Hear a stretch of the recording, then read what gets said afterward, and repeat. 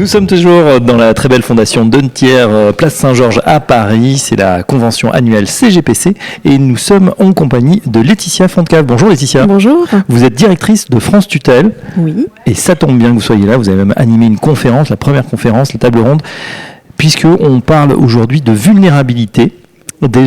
Première question, pouvez-vous nous présenter France Tutelle ? Oui, alors c'est une association d'intérêt général qui vise le soutien aux familles qui exercent des mesures de protection type tutelle, curatelle. Donc on leur apporte un accompagnement et un soutien face à ces missions complexes pour lesquelles ils ne sont pas formés. Alors justement, quel est si on regarde le panorama justement des personnes qui sont sous tutelle ou sous curatelle, quel est le nombre approximatif ? Parce que je crois qu'on n'a pas un nombre très très précis. Oui, tout à fait. On n'a pas de chiffre très exact. On a une approximation à peu près de 800 000 personnes sous mesure de protection judiciaire. Donc un juge a rendu un jugement plaçant la personne sous mesure de protection. Généralement, on les place comment ? Qui va s'occuper du majeur sous tutelle ou sous curatelle ? Alors, il y a deux grands acteurs. Le premier acteur, donc, ce sont les familles, qui sont les tuteurs familiaux.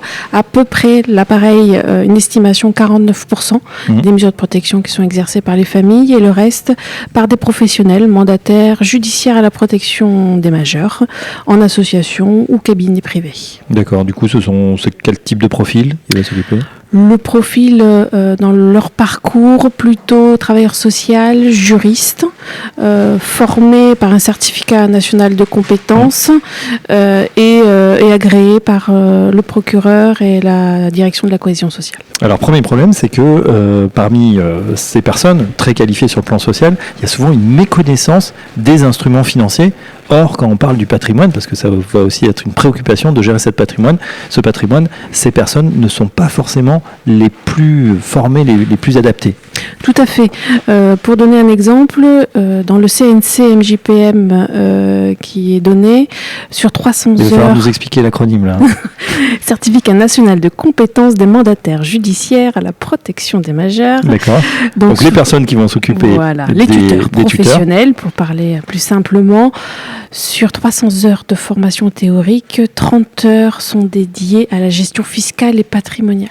Ouais, donc seulement 10% sur l'ensemble de leur formation, c'est très peu. La question, et vous en avez parlé durant votre conférence, comment les CGP, CGPI peuvent réagir, se positionner, puisque pour l'instant, il faut bien le dire, c'est la portion congrue de leur activité, mais de plus en plus, ils sont confrontés à ce genre de situation. Comment agir quand on est CGP ?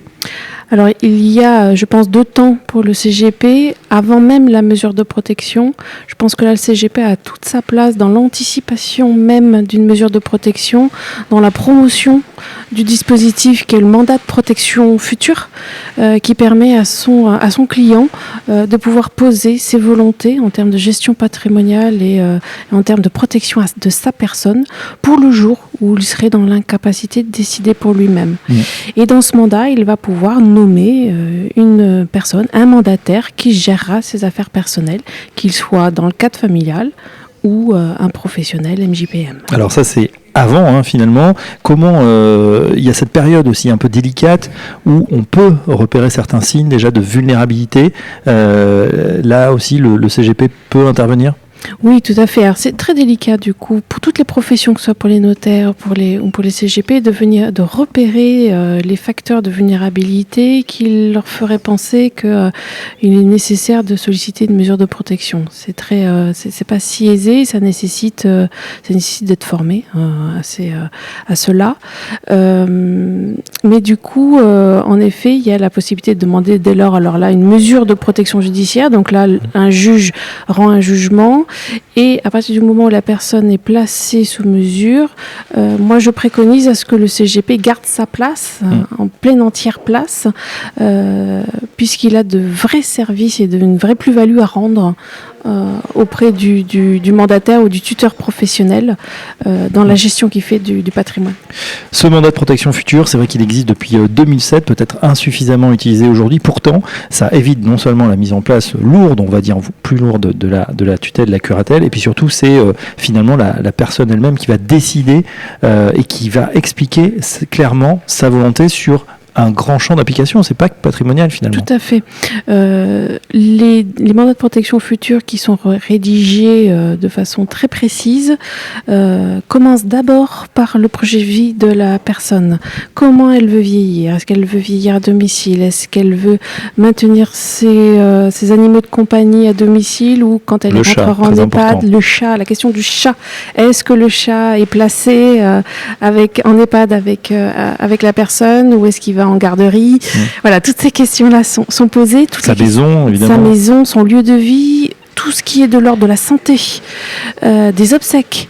Voilà, toutes ces questions-là sont balayées et toute la gestion patrimoniale, toute la stratégie patrimoniale va venir répondre à ce projet-là. Ouais. D'ailleurs, vous me disiez qu'au Québec, 70% des personnes de plus de 80 ans signent ce mandat. À quel moment le font-elles ? Oui, en effet, on a une très grosse proportion au niveau du Québec de personnes qui rédigent les mandats et c'est souvent en même temps que la rédaction du testament devant le notaire. Voilà, ça peut être intéressant. Alors, on a bien compris donc l'intérêt de s'intéresser, donc la détection des signaux, peut-être la signature du mandat de protection future, c'est un enjeu pour le CGP puisque quelque part, de manière rétroactive, s'il n'y a rien de mis en place, on peut remettre en question les actes de gestion qui ont été faits 2 ans avant une mise en tutelle. Tout à fait. Le Code civil le prévoit. À partir du moment où il y a eu publicité du jugement de protection, le mandataire, le tuteur professionnel peut revenir 2 ans avant sur une période suspecte et vérifier que tous les actes qui ont été passés sont bien dans les intérêts de la personne protégée. C'est bien normal. Alors, on a bien compris tout ce qui était avant la mesure, donc la détection.